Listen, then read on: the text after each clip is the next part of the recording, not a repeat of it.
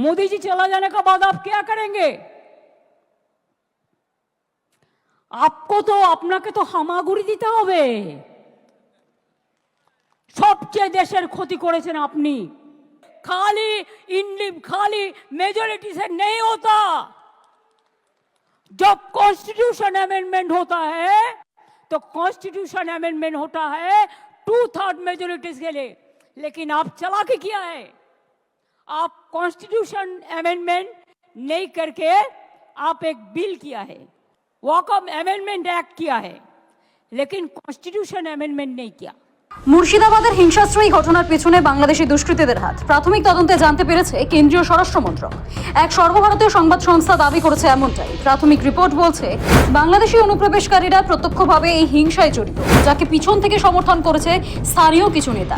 পরে যা তাদের লাগাম ছাড়া হয়ে যায়। মন্ত্রক মনে করছে এই ঘটনায় কেবলমাত্র সংখ্যাগুরুদেরকেই টার্গেট করা হয়েছে। মূলত বাংলাদেশিদের তাণ্ডবেই সাম্প্রদায়িক অশান্তি ছড়িয়েছে বলে বিশ্বাস অমিত শাহ মন্ত্রকের।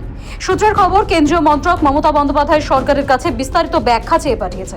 এসবের মাঝেই মুর্শিদাবাদে অশান্তির জন্য সরাসরি বিজেপি তথা কেন্দ্রের সরকারকে দায়ী করলেন মুখ্যমন্ত্রী মমতা বন্দ্যোপাধ্যায়। তার স্পষ্ট অভিযোগ, মুর্শিদাবাদে সম্প্রতি যে ধর্মীয় অসন্তোষ ও অশান্তির ঘটনা ঘটেছে তা পরিকল্পিত ঘটনা। প্ল্যান করে এই অশান্তি পাকানো হয়েছে। বাংলাদেশ থেকে লোক ঢুকতে দিয়েছে বিএসএফ, বাইরে থেকে লোক এনেছে বিজেপি, তারাই অশান্তির আগুন জ্বেলেছে।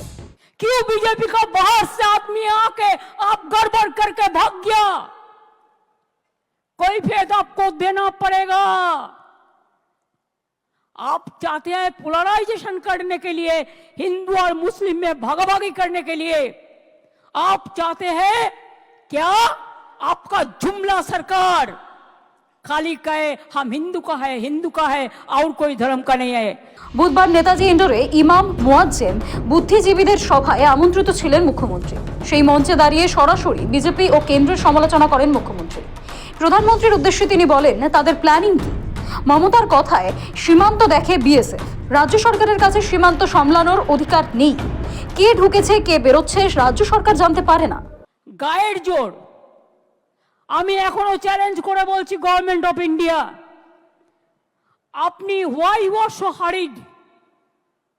আপনি বাংলাদেশের পরিস্থিতি জানেন না? আপনি ইউনুসের সাথে গোপন মিটিং করুন, চুক্তি করুন, দেশের ভালো হলে খুশি হব, কিন্তু আপনার প্ল্যানটা কি? আপনাদের প্ল্যানিংটা কি? क्यों बीएसएफ बॉर्डर संभालते हैं, हम नहीं संभालते हैं? ये अधिकार हमारे पास नहीं है। स्टेट गवर्नमेंट का पास बॉर्डर संभालने का अधिकार नहीं है। बीएसएफ কেন এলাও করলো?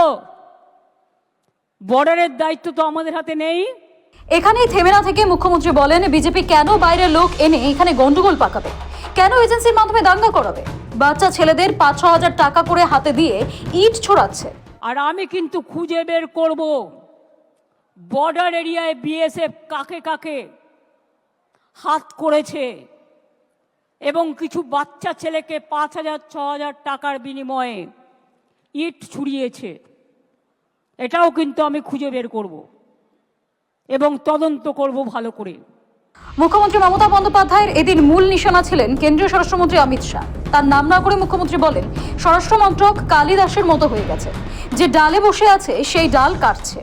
लेकिन अगर होम मिनिस्ट्री खुद কালিদাসের মতো যে গাছে বসে আছে সেই গাছের ডাল যদি ভাঙে, তাহলে তো বলতে হবেই ভাই কিচ্ছু করার নেই।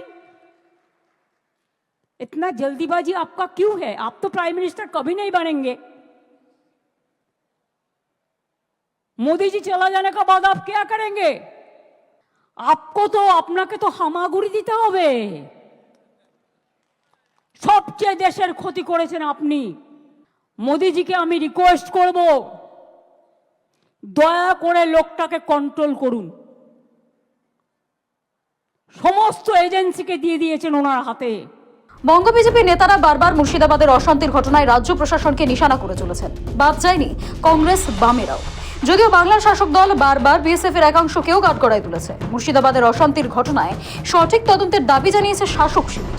এসবের মাঝেই বড় অভিযোগ তুললেন বাংলার মুখ্যমন্ত্রী মমতা বন্দ্যোপাধ্যায়।